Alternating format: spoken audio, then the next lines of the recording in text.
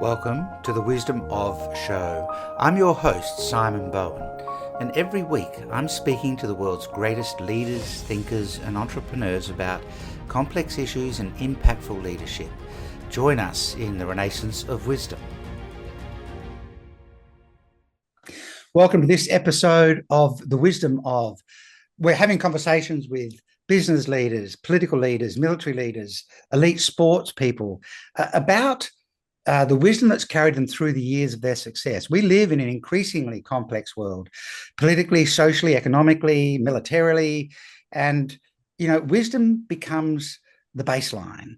How do we make better, smarter, more informed, long-term sustained decisions? And I think most people listening to this will have heard of the company Swisse, Australia's largest vitamin company. I think Radek also in China, which is pretty wild, and the person behind that took them, from a let me get the numbers so I'm absolutely right here, from about a $30 million company and a couple of hundred people, 15 million with 30 employees, to 2.7 billion with 7,000 employees in 10 years.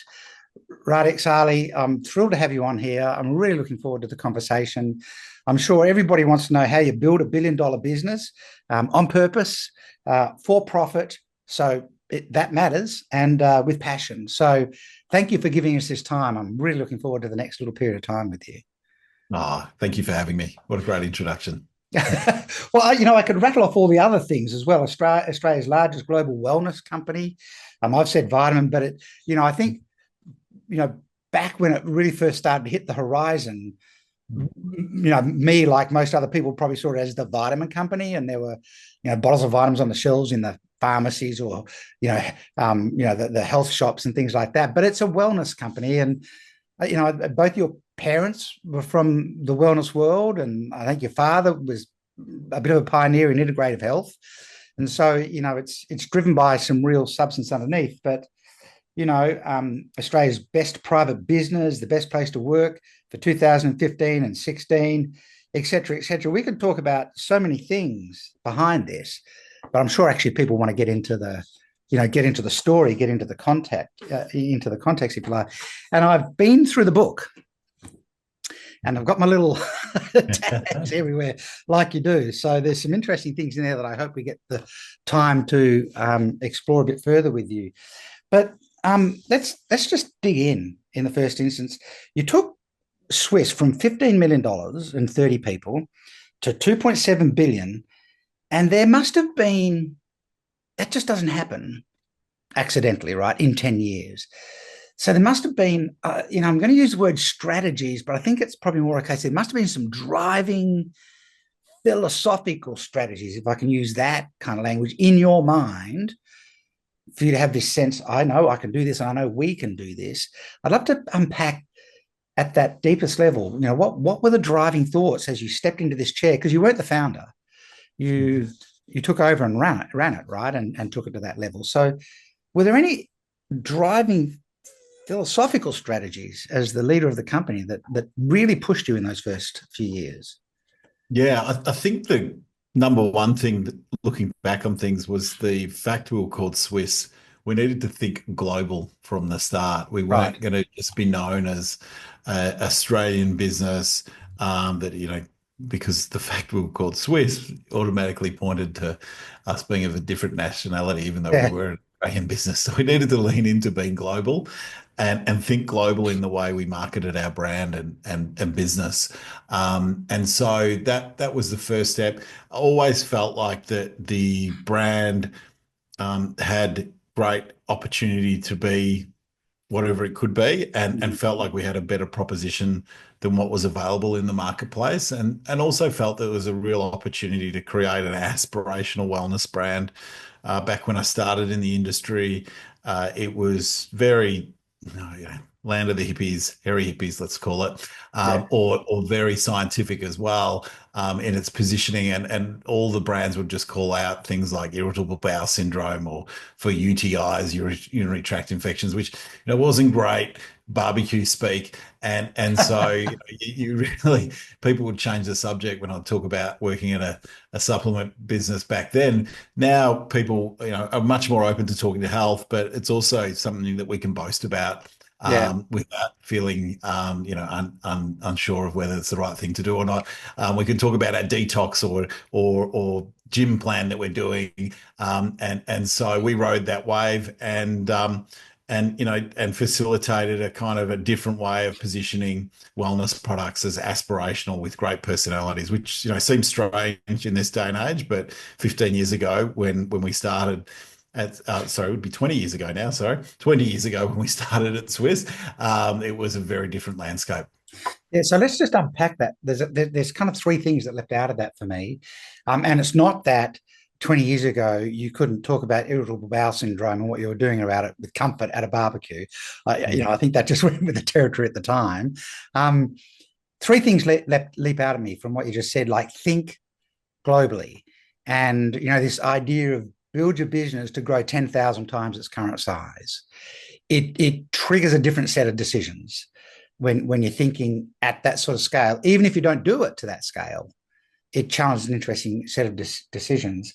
The second thing you said about the brand, and take a product to market. I loved, obviously take a product to market that is clear and valuable, but take a product to market with personality. I don't think crosses everybody's radar when they're thinking about what they're launching. They're trying to find brand message and everything else, but make supplements, make wellness personable and give it a personality. That's pretty fascinating. What were were there any early pivotal moments where decisions were made and now on reflection, had we done that, this would not have worked out? That might be a big question, but were there pivotal movements you made early in the piece that got you on the trajectory? Yeah, I think what was really clear to us is that we had the best retention of any brand in the category. So we knew we had a great product that when people tried it, they would stick with it. So over 70% of people that tried the brand would continue on with using the brand. So when you've got a great product, you can confidently go and market. And so I'd watch our competitors like Centrum, who are owned by Pfizer, one of the biggest companies in the world, and they were on TV 52 weeks of the year. And I was like, we've got a product that has a higher retention than they do. So all I need to do is convince those customers to try our product, and they'll notice the difference and they'll stick with us.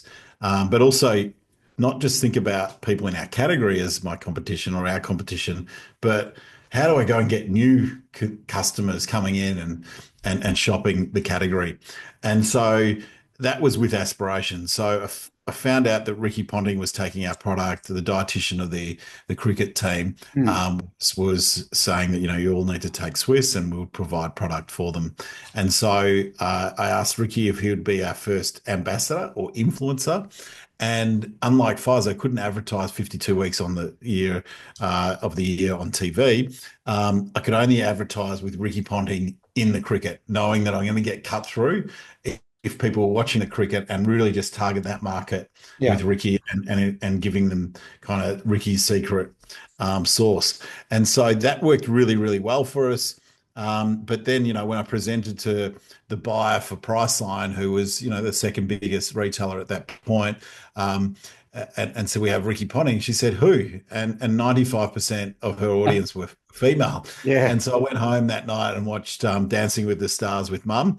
And it was a lifestyle program. It was the biggest program on TV. 3 million people would watch it each week. And Sonia Kruger was the host of that. And she was just dynamite. She made that show. And so I reached out to her personally and said, hey, would you consider doing a vitamin endorsement? She said, yeah, I'd take your product. I'd love to get on board. And so we became the first people to advertise in a lifestyle program with the personality lead in the actual show.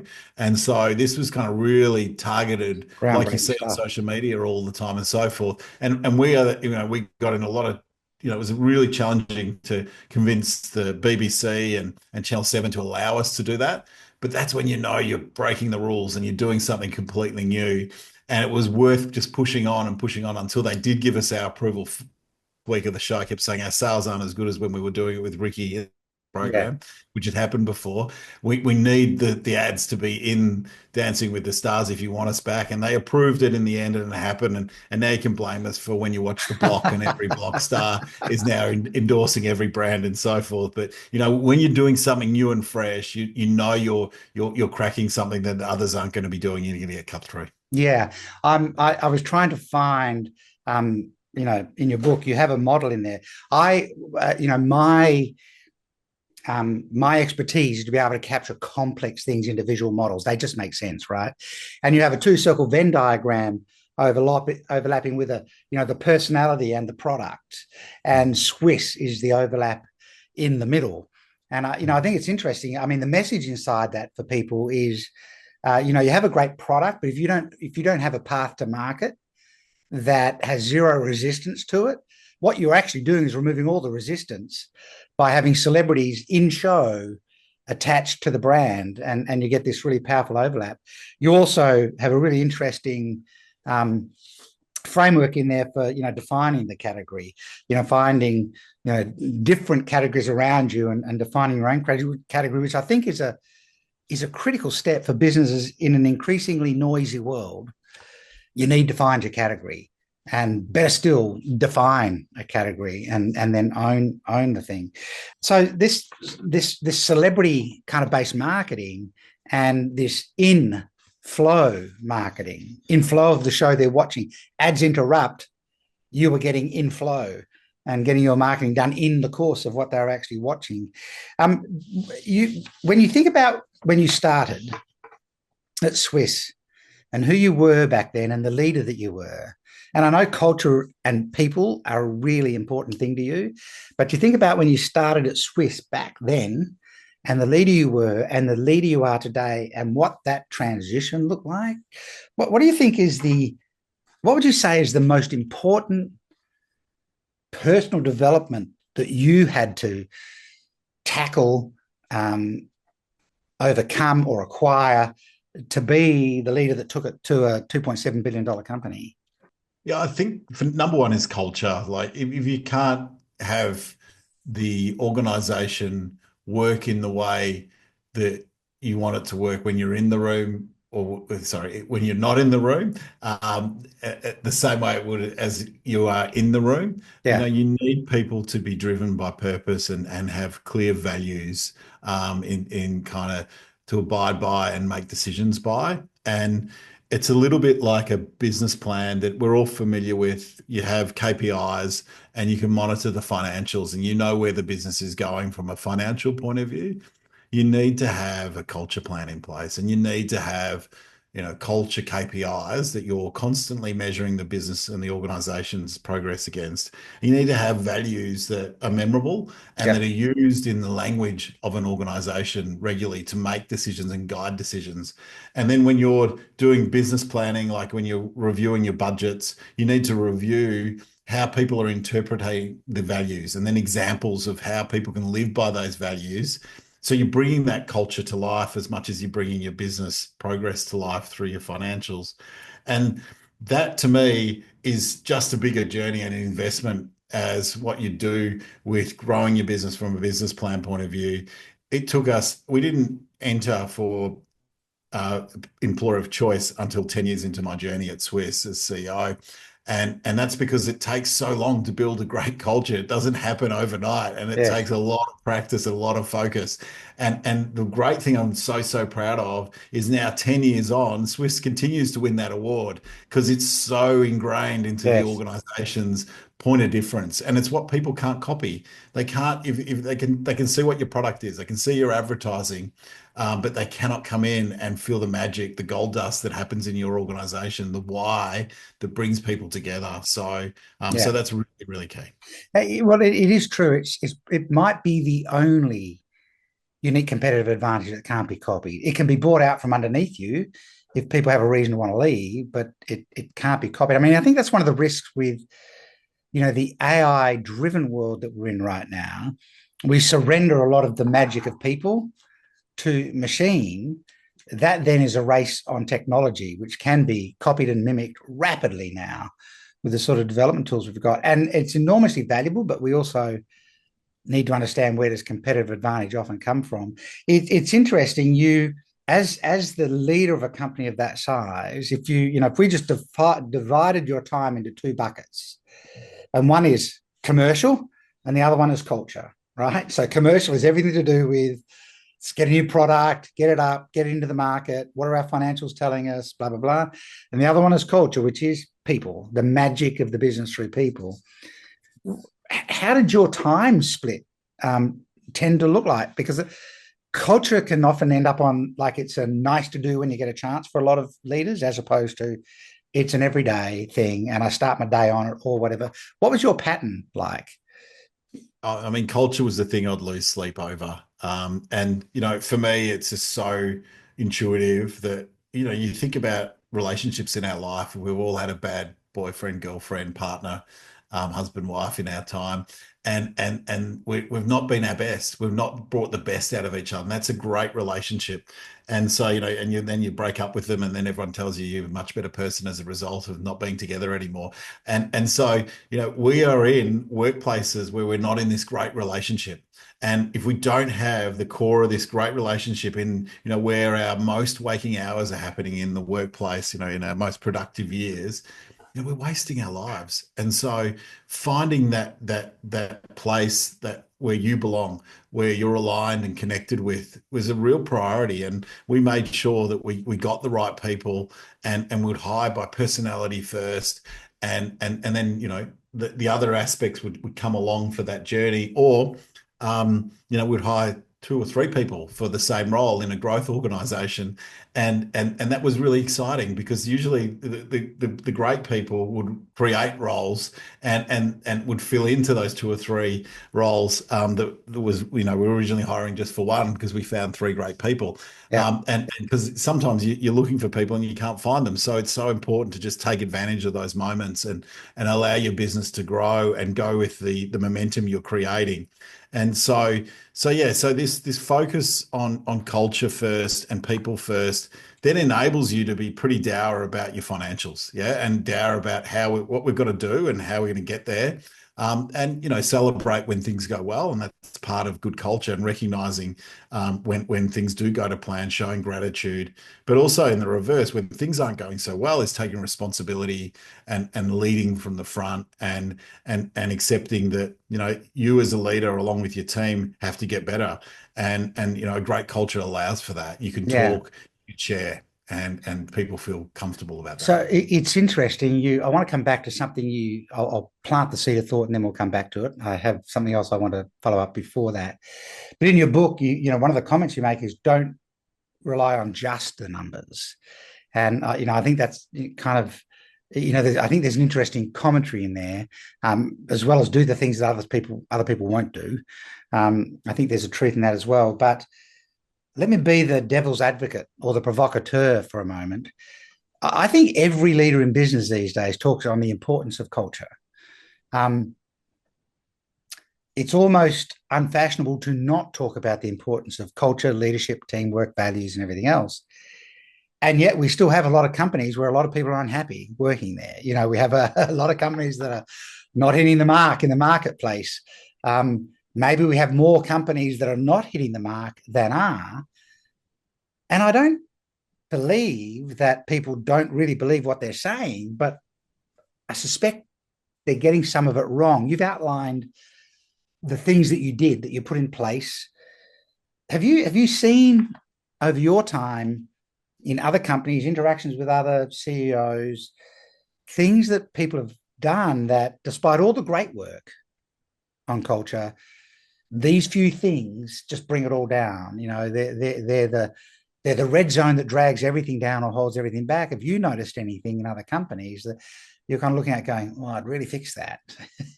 No, look, I think number one is that, you have to have a lot of luck in life. We're very lucky that we live in Australia. Yeah. Yeah, that's a great start for us all. We've got a great rule of law. We've got an amazing society, great balance of democracy and Yeah. capitalism. And so already we've got a lot of luck. We've got to make the most of that luck And business is about doing that. If your business is going well, you've had a bit of luck, but you've got to have everything going for you to make the most of that luck. And part of that is culture. And these are the I don't like saying one percenters, because I'd say culture's more of a 20 percenter to 50 percenter for me. But it's not the be all and end all. There's a whole lot of other things that can get ahead of you, like an industry that might be just in complete decline, and it's near on impossible to change that. And so, these things, these macro factors or micro factors, can cause an issue for you that, gets in the way. But, culture is one of those things that is going to help. If you've got everyone working well, for all the reasons that I say, that, if they're effectively doing what you need them to do when you're not there, because you can't be there for every decision, your culture needs to be great. And the thing that I always see, and when people present culture plans, they say to me, "Oh, we've got our set of values." I go, "Okay, well, cover your eyes. Tell me what they are." Yeah, yeah. And most Yeah. situations, they don't remember them because they're useless. They're just up on the wall. And Yes. that, to me, is more deflating in any culture than anything. So make sure you're starting with a place of values that resonate and connect with people, and they're alive and thriving. Just like the KPIs, you walk into a new business and they'll have all these code names for financials and what a metric means and so forth. You go, I don't quite understand it. The same thing for culture. You should have all of these things that only make sense in your business environment, that gives that organization a personality, a point of difference. A bit like when you go to a different country, they have their own language going on. It Yeah. needs to feel, and they're very proud of that. And those that are thriving are really connected to their culture. And that should be the same in the organization.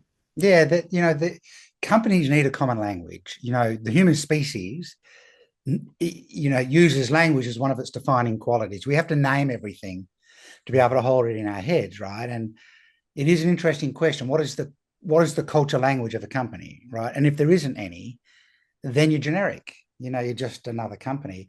And through some of your investment groups and businesses and projects and philanthropic pursuits, how do you define crafting or creating shared value, if you like? I mean, we use words like vision and mission, but they're labels. For you, what is the definition of having created shared value for a collective? Mm. Well, don't we live in overwhelming times? Yeah. Like we look around and, I'm dreading watching David Attenborough's Oceans movie, Yeah, I know. because it's like the impact of what we're doing as humans is scary. Like it's a lot to take in. And so, like, how do we cope, and how do we deal with doing our bit to make our world better? Yeah. And we can't wait for governments to solve it. 4 out of 5 of us work in business. Yeah. So it's up to us as business leaders, as people in business, to take responsibility for what we're doing, take responsibility for the state of our society, and know that if people feel happier working with you, they'll be happier at home. And as a result of that, we'll have a happier society. And that is what really drives me. That empowers me, is controlling my controllables. And so those uncontrollables that we hear about, we see on TV, whilst they disturb me and they trouble me, I go, well, what can I do? Is just the actions I take. And that is the collaborative consciousness that we all live in. And if we all take responsibility for that, gee, the state of our world's going to be better. And those working with organizations that are thinking that way and trying to infuse community into capitalism are going to get much better outcomes. Our system's created this great country, Australia. Let's nurture it, let's make it better, and let's take responsibility for it as leaders. Yeah. Capitalism and conscious contribution are not mutually exclusive. And I'd like to lean into this pathway a little more, actually, with you. I mean, business really is the most powerful force for good on the planet if the right leaders are running. They can cross international borders. You're right. 4 out of 5 of us work in free enterprise somewhere, not in government. Government is bound by the need to get re-elected. That's a big hard stop every 3 or 4 years, depending on the election cycle. But business can produce, it can create, it's sustainable. And so I think there is a responsibility for business to be, more noble, basically. Hold yourself to a higher standard. And now you spend a good chunk of your time in philanthropic work, but also, through an investment business in, businesses and other enterprises that I suspect align more with that social and environmental consciousness that you've been speaking about. How have you, what were the challenges you were facing as you tried to build a multi-billion-dollar company, but one that is highly responsible, for its, social and environmental community contributions? Because it's a harder path, actually, in many cases. What were the challenges? Was everyone in the company alongside that, or did you have to get people to come with you on the journey? I think it's a fascinating thing for a lot of people who would love to be able to do it, but what's the reality of that? Yeah, I think that if it's in the organization's culture or value structure to be socially responsible, every time you do it, you're filling up the culture cup. And this is why, it goes back to how we treat creating a better culture is you're linking this purpose, that infusion of community or outcomes that are going to be better for everyone or shared value, to, why you do it, why you do what you do as a business. And that then creates, what we were is a premium in the marketplace. And so as a premium, we had the great opportunity to deliver a higher societal purpose as a result of that. We're carbon offsetting back in 2006, 2007. So we were thinking about our carbon footprint.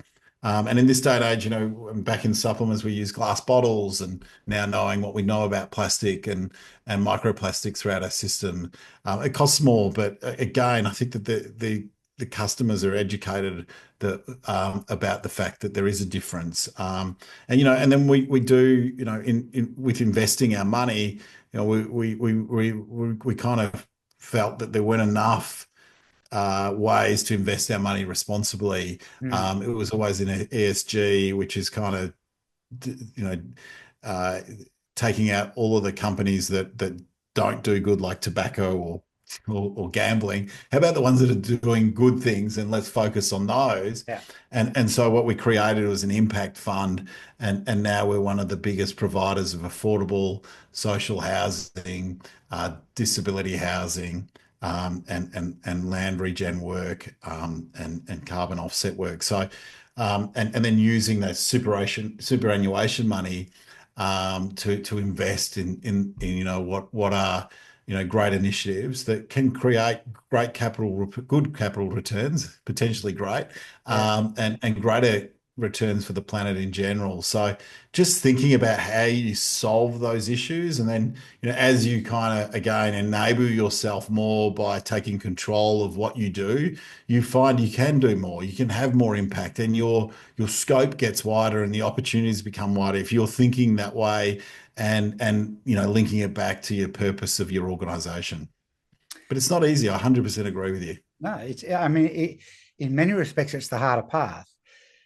Similarly, though, when I let you just run with what you were talking about then, people watching the episode on video would have clearly seen the energy shift as you got into that conversation, because it really matters to you. And, I think one of the decisions business leaders need to make is, are we going to talk about being a business for good because it just makes good economic sense and more people will buy stuff from us? Or are we actually really going to be a business for good? So internally we care about it. Kind of doesn't matter if other people buy from us or not because of it, but we care about it. So let's actually really do it. And it's surprising. Most people in the world have an ability to identify a business that's doing good things, and if they have the capacity to buy their products, they will. And they can also identify a business that's, fast fashion or, landfill based, just producing stuff that goes into landfill or whatever. So, but you've got to start internally, first. In the Light Folk Foundation, which is really is not for profit focused, and that term not for profit is pretty interesting. It takes a driver away for performance. But if you were giving billion-dollar company advice to the CEO or the leader or the founder of a not-for-profit that you wanted to see become wildly successful, but you're not going to be with them along the journey. You're not going to be there to help coach them and guide them, and you're not going to invest in them, but you do want them to become wildly successful, and you want them to lock onto something from the for-profit world that would help them drive this not-for-profit enterprise, and you're going to drop it on them and then walk away. I know that's a big question without notice. I'm trying to buy you enough time just to think what you'd say to them. What would you say to that person? Like, this is what I want to share with you. Yeah, look, I think that the most effective not-for-profits are entrepreneurial in what they do. Yes. And so entrepreneurship is just as relevant in the not-for-profit world as the for-profit world. Yes. And yes, there is a different lever that enables them to kind of do what they do and not having to just focus on profit. But ultimately, to be sustainable in our system, you have to have some level of P&L control, and some level of focus Yeah. on the financials. And you can only cost cut so far. So initiatives that drive revenue is about being entrepreneurial and about growth. So that growth mindset is key, and is the reason why, when I see great social entrepreneurs out there, I'm just so inspired, because they're making that choice to primarily work on community first, Yeah. which is just, incredible when a lot of these leaders could be extraordinarily successful in business. So my hat goes off, and I've always got such an extraordinary amount of time for people doing that, because they energize me and inspire me to go, hang on, Yes. I can be a whole lot better. Yes. And then create opportunities where you can infuse connection with your business to what they're doing. And if you're looking for values, and creation of values and purpose, you can find it in your community around you. And then how your business supports that community initiative, that is culture gold. And how you can create that connection and that mentoring that goes on, cross mentoring between the business and the not-for-profit, and then the not-for-profit back to the business. You can't bottle that. That's extraordinary. So yeah. Well, the not-for-profit world, let's say the traditional not-for-profit world, sort of beats entrepreneurialism out of people a little bit. Mm, With the idea of go cap in hand and try and get donors and things like that, as opposed to someone that's come from an entrepreneurial space and figured out how to solve a problem mm. in a sustainable way. It's a very different kind of mindset or pathway. Let's step back into commercial conversation a little bit before we sort of wrap it up. You grew Swisse in the wellness space, and the health and wellness market is huge. These days, I think people are much more health conscious than they once were. Everyone's talking about AI and everything else. Trends matter, but what do you think some of the forward trends are in the health, wellness, personal products space that you see it perhaps unpacking? Yeah. Look, I think that everything that are kind of the macro trends are trends that everyone's going to be into. So whilst everyone thinks AI is kind of, the biggest evolution, it is a great evolution, but to me, it's just another tool. It's like email, it's like Zooms, it's like the mobile phone. All of these things have made us perhaps a little bit more efficient or effective. What makes businesses different is their humanity and their ability to connect and create magic that we all feel when we go to the office or connect as a group and have that amazing meeting where we've come out with amazing strategic outcomes, or you just have that incidental conversation that challenges the way things are done, and you get better as a result of that. And what do we do with this all? We want connection. We want love as humans. And Mm. so if you're creating this organization that enables people to do exactly connect, get passionate about ideas, that's where the big opportunity is. Supplement it by all these things, the tools that we just spoke of, and embrace AI. But where the magic will happen is when you're creating connection and community in a broader fashion. And, we've gone from, social media, talking like Facebook, talking to their users as users, to now communities. And you can see it's starting to shift, because that's what we're thirsty for. We want to not be part of a user group.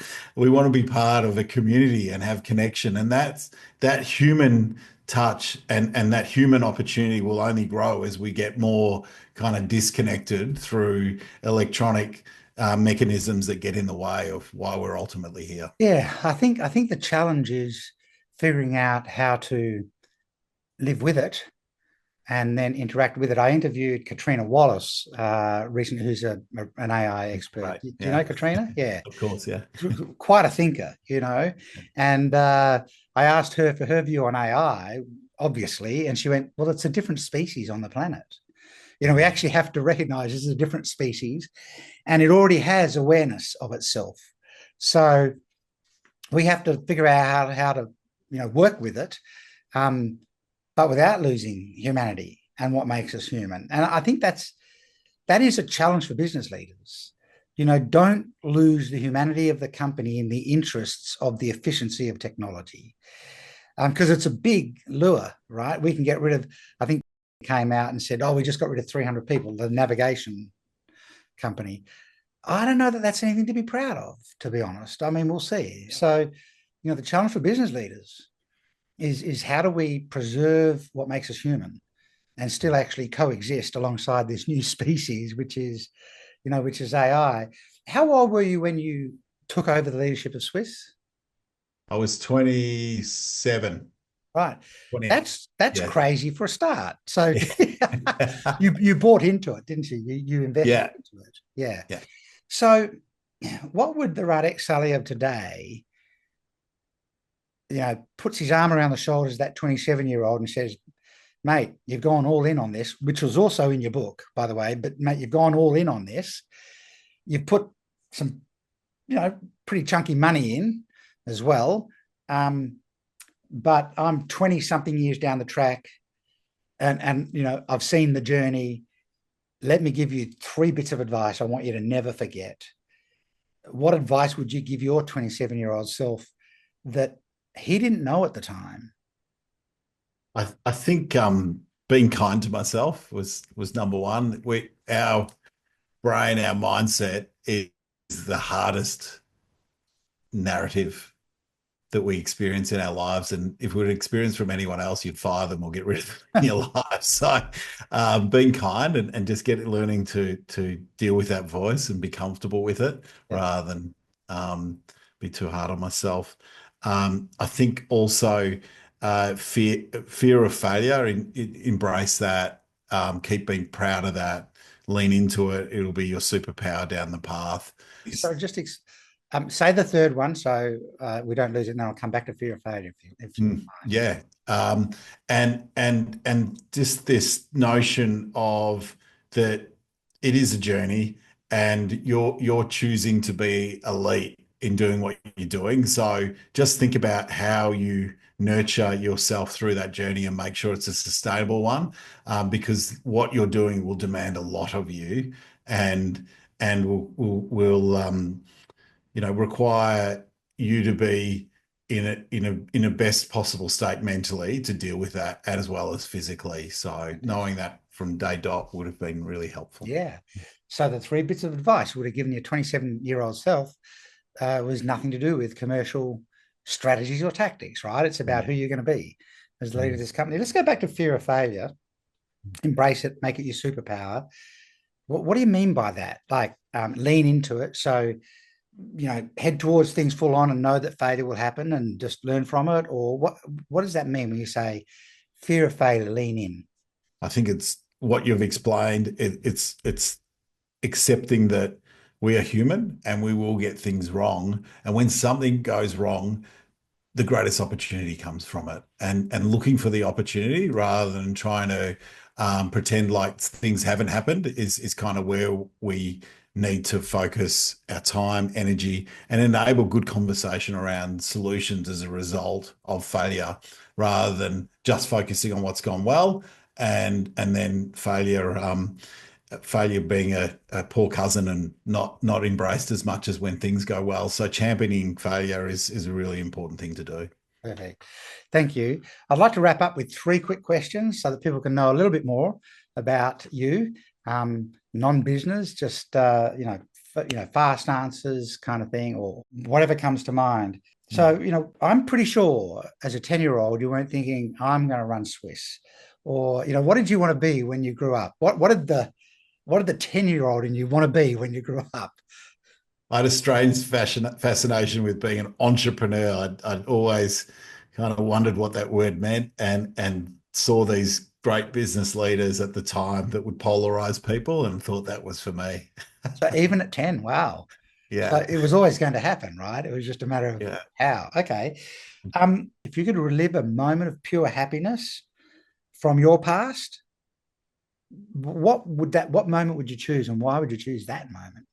I think pure happiness for me comes when I reconcile that inner voice and meditate. I mean, I meditated before this podcast, and I do that before every interview just to clear the head and be present. And that moment of when you go into that deep sort of switch off where things stop and you're focused on the present, it just, every time it happens to me, gives me the greatest lift. It gives me a great buzz.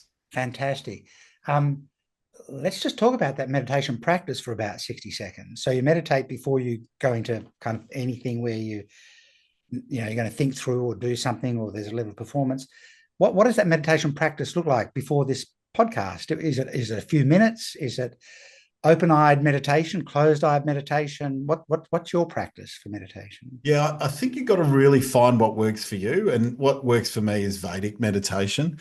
We're all different. I've tried many forms of meditation, but I've been meditating for 20 minutes, at least once per day. Always aim for twice per day. If you're too busy to meditate, you need to meditate.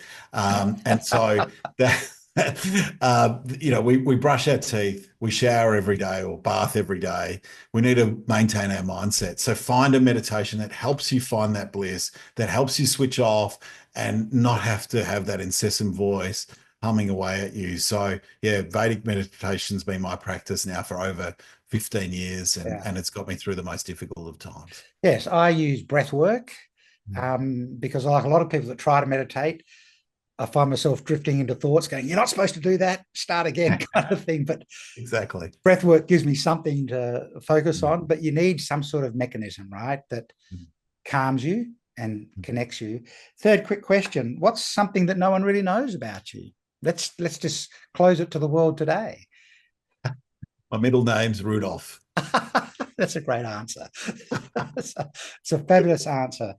Radek Sali, I really want to thank you for the time and the wisdom that you've shared with everyone today. For young entrepreneurs who want to build $1 billion business, hear the lesson in this. It actually starts with you and how you take care of yourself, and who you are going to become along this journey.